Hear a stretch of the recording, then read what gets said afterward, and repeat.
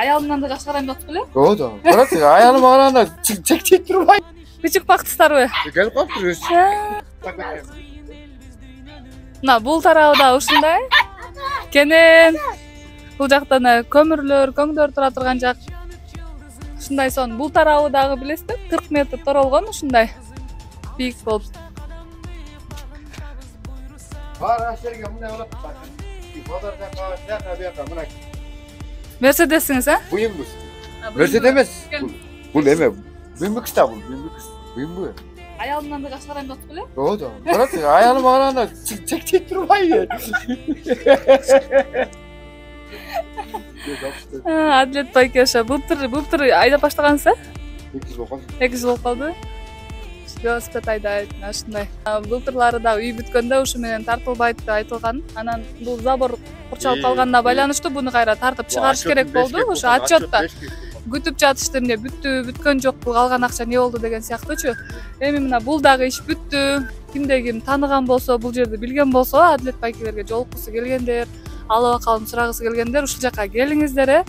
Бардык ушул ишке башынан баштап салым кошкон кыргыз элиме ийилип терең ыраазычылык билдиребиз да.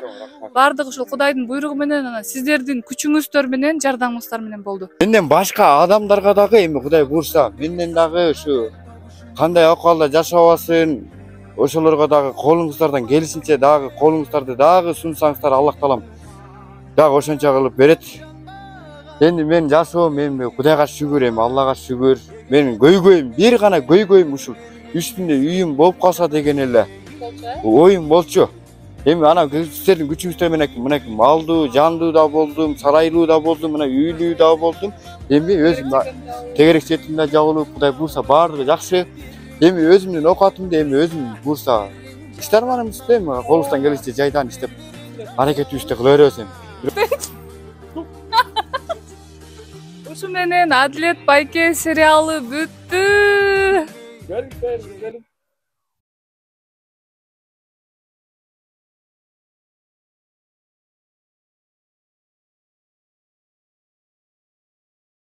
Кыргыз деген улуу эл кылымдарды карыткан, кылган иши кезигет. Бүт дүйнөлүк тарыхтан кыйын элбиз дүйнөнү багынткан эл. Жанып жылды